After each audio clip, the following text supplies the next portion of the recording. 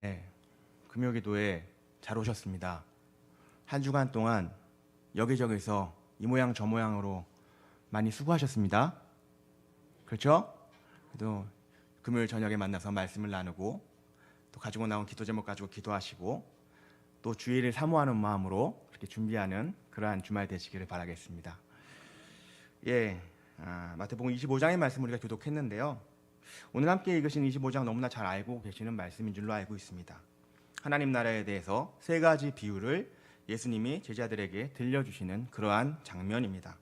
열처녀 비유가 있었고, 그리고 달란트 비유가 있었습니다. 그리고 양과 염소의 비유가 있었습니다.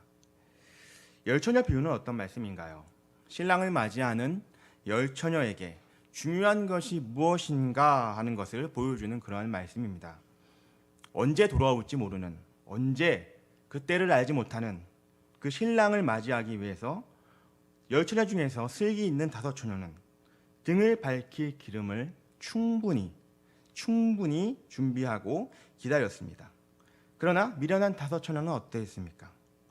등만 가지고 있는 등만 밝힐 정도의 그러한 기름만 준비하고 있었고, 신랑이 그러한 가운데 오지 않으니, 오는 그 시간이 늦어지니 등이 꺼져버릴 듯하여서 그 마음이 어떠합니까? 조바심이 나고 걱정하기 시작했습니다. 그래서 기름을 충분히 준비했던 그 다섯 처녀에게, 그 슬기 있는 다섯 처녀에게 빌리고자 하였지만 신랑이 언제 올지 모르니 어떻게 선뜻 빌려줄 수가 있겠습니까?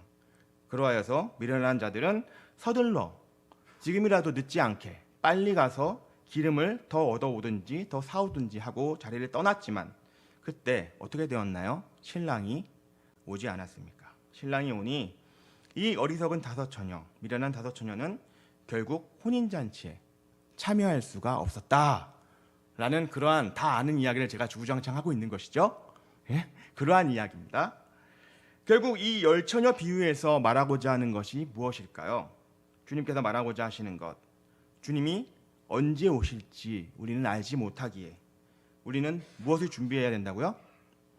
기름을 준비해야 됩니다. 그렇죠? 기름을 충분히 준비해야 한다는 것입니다. 그렇다면 우리가 준비해야 할 바, 그 기름은 무엇일까요? 이 질문을 가지고 더 말씀을 듣겠습니다. 두 번째 나오는 비유는 달란트 비유입니다. 달란트 비유. 주인이 타국으로 먼 길을 떠나게 되었습니다. 그래서 종들을 불러서 주인의 그 소유를 나누어 맡기게 되는데요. 한 종에게는 금 5달란트를 맡겼고 또 다른 한 종에게는 2달란트를 맡겼습니다. 그리고 마지막 한 종에게는 금 1달란트를 맡기고 떠나게 되었습니다. 주인에게 맡김받은 바된 이 달란트들, 이들은 어떻게 사용했습니까? 아시는 것처럼 5달란트를 받은 종과 2달란트를 받은 종은 그것으로 성실하게 장사를 하여서 각각 2배의 이윤을 내게 되었습니다. 그런데 마지막 한 종, 1달란트를 받은 종은 어떻게 했습니까? 땅에 파서 그것을 숨겨두어서 그저 보관하였습니다. 왜 그랬을까요? 그 이유는 정확하게 나와 있지는 않지만 5달란트, 2달란트 받은 종과 비교하니 자신이 받은 것이 너무 적게 받은 것 같아서 열받아서 그랬을까요? 그래서 일할 맛이 안 나서 숨겨놨을까요?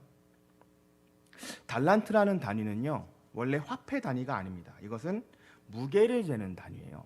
무게를 재는 단위인데 금 1달란트라고 한다면 그것은 지금으로 치면 34kg에 달하는 무게입니다. 그러니까 금 34kg을 갖고 있는 거예요. 저는 금의 시세가 어떤지 전혀 관심도 없고 알지도 못하지만 34kg 정도 되는 금이라면 오늘날 돈으로, 오늘날 화폐로 20억 정도의 가치가 있는 그러한 금액이라고 합니다. 1달란트 받은 종은 적게 받았습니까, 여러분? 집에 그만큼들 가지고 계세요? 전혀 적게 받은 게 아니죠. 그렇지 않습니다. 그렇지만 이 1달란트 받은 종은 이를 그저 어떻게 했나요? 보관만 하고 있었다는 것이죠. 주인이 돌아와서는 각각 2배의 이윤을 낸 종들에게 잘하였도다, 착하고 충성된 종아, 네가 적은 일에 충성하였으니 내가 많은 것을 내게 맡기리니 내 주인의 즐거움에 참여할지어다 라고 기뻐하면서 칭찬을 했습니다. 그저 보관만 한 종에게는 그가 주인의 것을 잃지 않으려는 그 두려움으로 인해서 감추어 두었나이다 하는 그 변명을 하였지만, 그 주인은 그 변명에 그 속을 꿰뚫어 보시면서 악하고 게으른 종아 라고 이야기를 하고 있죠. 저주하면서 1달란트 그것조차 빼앗아서 10달란트를 가진 그 종에게 주고, 이 1달란트를 받았던 그 종은 바깥 어두운 곳으로 내쫓아 버리게 됩니다. 이 비유는 우리에게 무엇을 가르쳐 주는 것일까요? 우리에게 무엇을 말하는 것일까요? 하나님이 우리에게, 어떤 이에게는 5달란트를 주셨고, 또 어떤 이에게는 2달란트를 주셨고, 그리고 1달란트를 주셨다는 것이죠.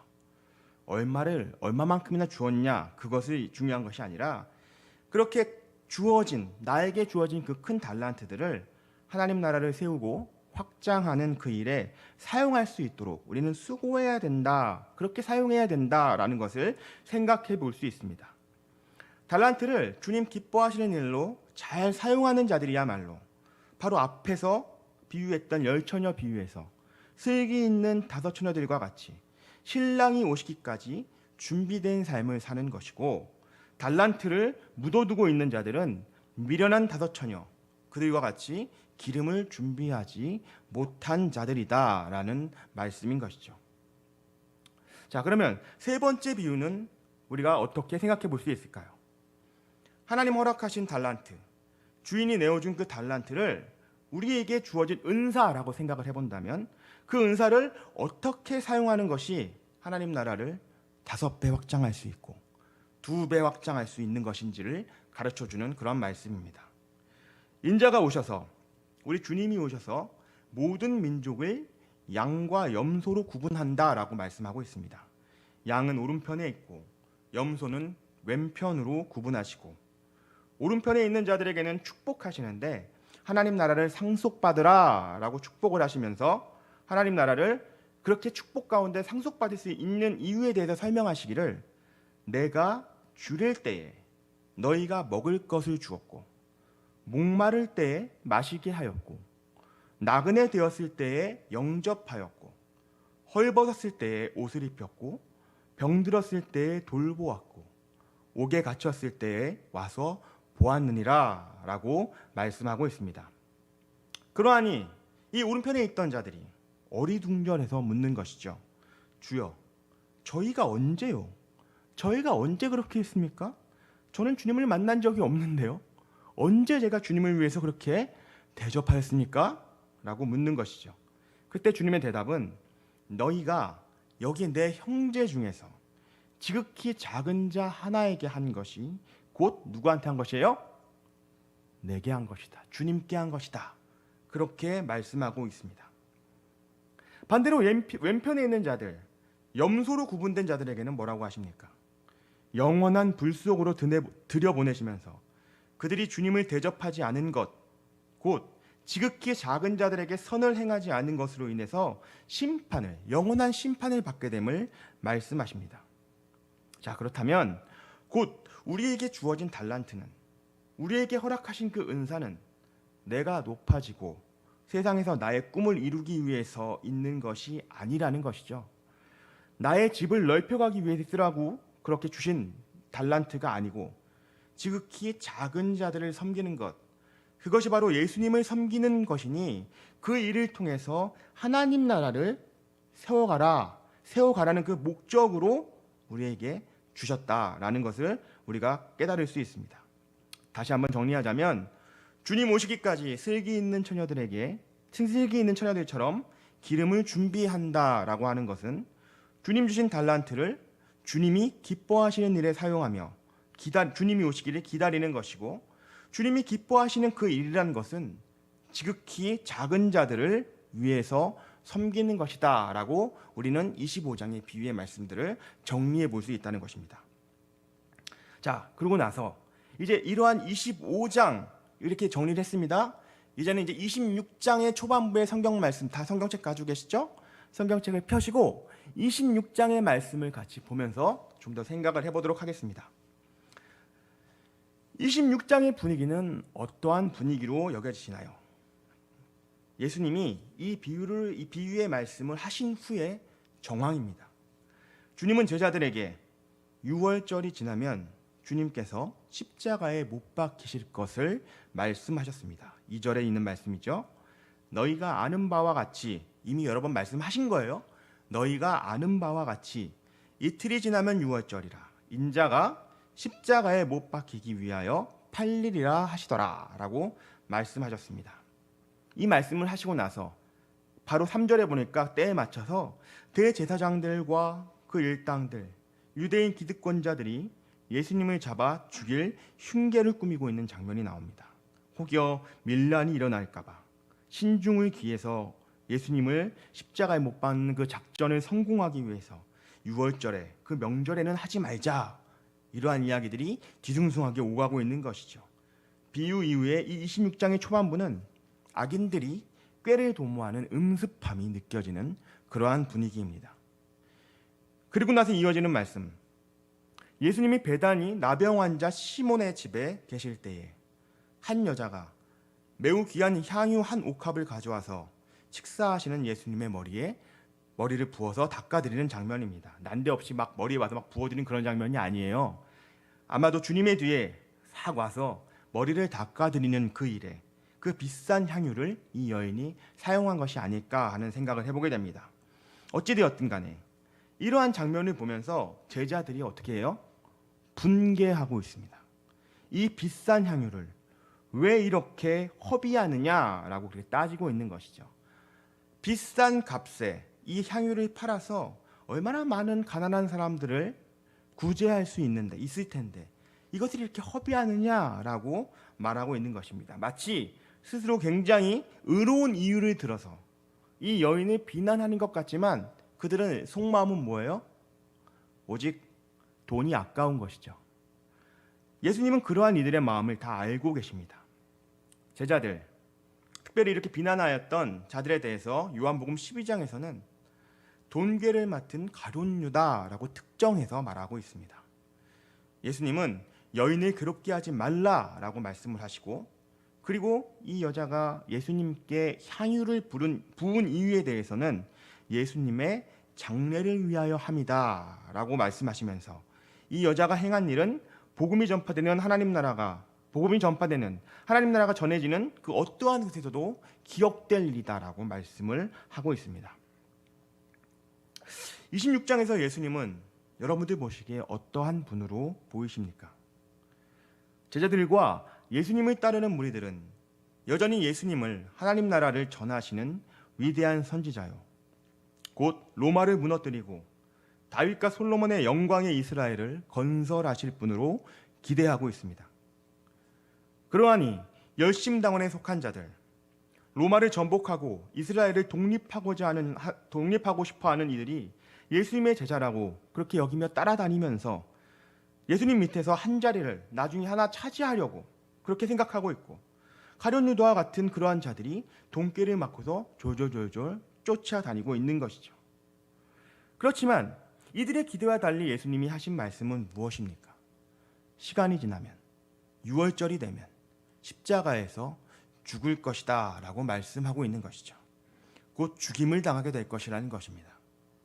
대제사장들과 일당들의 흉계에 빠져서 죽임을 당할 것, 억울하고도 억울한, 비참하고도 초라한 그러한 죽임을 당할 것에 대해서 주님이 몇 번에 걸쳐서 말씀을 하시지만 예수님의 이 슬픈 마음에 대해서 관심을 둔 제자들, 관심을 둔 따르는 무리들은 없어 보이는 것이죠. 그 말씀을 온전히 듣고 이해하려는 제자들이 없었다라는 것입니다. 그들의 관심은 곧 시간이 지나면 예수님이 십자가에서 못 박혀 죽으실 텐데 비싼 향유에만 그 관심이 꽂혀 있기 때문입니다. 부요함, 힘, 권력에만 관심을 갖고 있기에 그것을 이루어 주실 분으로 예수님을 따르고 있기 때문이라는 것이죠. 많은 사람이 그러한 가운데 있었는데, 그러나 이 여인, 향유 옥합을 예수님께 부었던 이 여인은 어떠합니까? 예수님은 이 여인이 주님의 장례를 준비하였다라고 말씀하십니다. 십자가에 못 박히신다는 그 말, 어쩌면 이 여인은 그 말씀을 근처에서 직접 들었는지 아니면 흘러가는 말로 들었는지 모르겠으나 예수님의 행적을 보아하니 언제나 그분은 가난한 자들과 함께 하셨고 배고픈 자들을 먹이셨고 병든 자들의 병을 고치시는, 그러하면서도 예수님은 스스로 자신을 위해서는 머리 둘 곳조차 없으신 그러한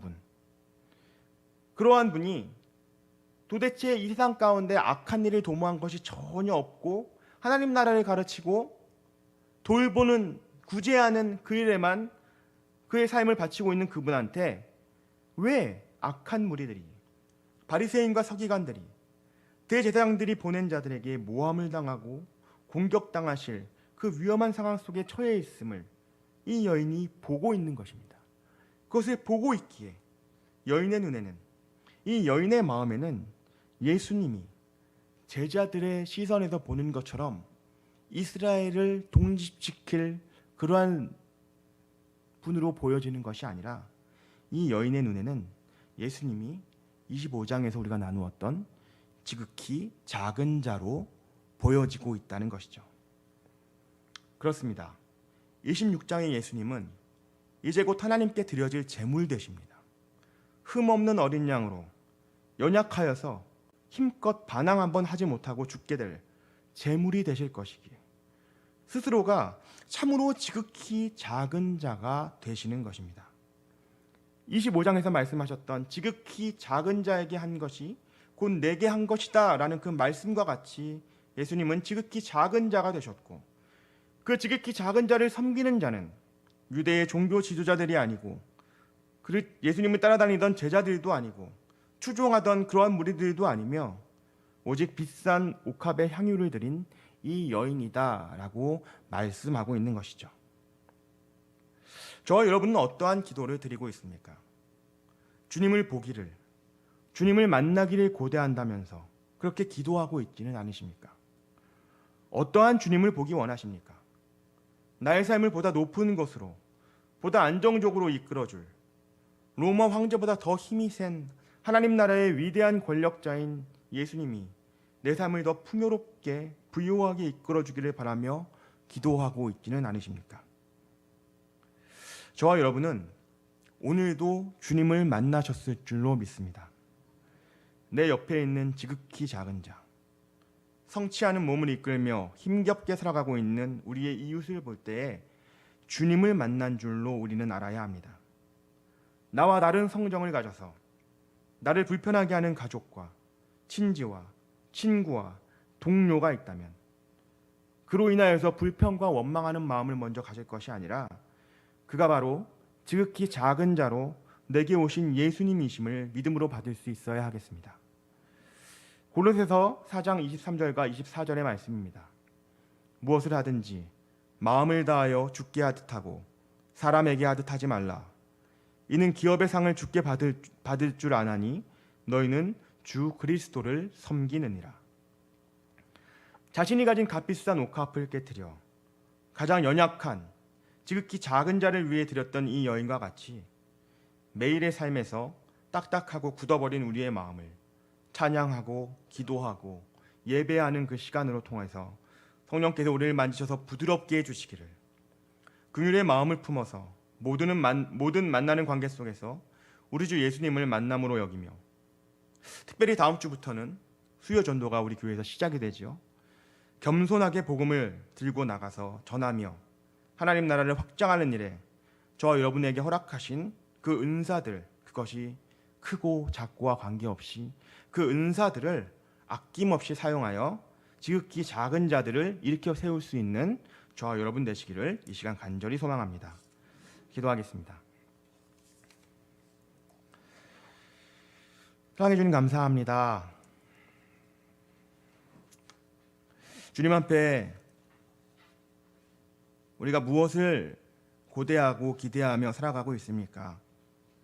주님은 우리를 위해서 십자가를 지셨고 우리의 죄를 구원하시기 위해서 화목제물이 되어 주셔서 지극히 작은 자가 되어 주셨는데, 주님 그 감사함을 우리는 잊어버리고 이 땅 가운데 유익을 쫓고 싶은 그 마음들을 가지고 주님께 나아가며 그것이 마치 합당한 것으로 여기며 도리어 주님을 원망하고 불평하며 살아가고 있지는 않았습니까? 우리의 무지함과 연약함을 주님 용서하여 주시고 우리의 삶 가운데 주님께서 기뻐하시는 일이 무엇인지 다시금 깊이 생각하며 허락하신 달란트들, 허락하신 은사들, 그것을 남과 비교하여 크고 작고를 따지는 것이 아니라 허락하신 은혜에 감사하며 그것을 하나님 기뻐하시는, 주님 기뻐하시는 그 일에 사용하겠노라고 결단하는, 아낌없이 나누어 줄 수 있는, 아낌없이 섬길 수 있는 귀한 우리 신창교회 모든 성도들 될 수 있도록 주님 인도하여 주시옵소서. 감사드리며 거룩하신 예수님의 이름으로 기도드립니다. 아멘.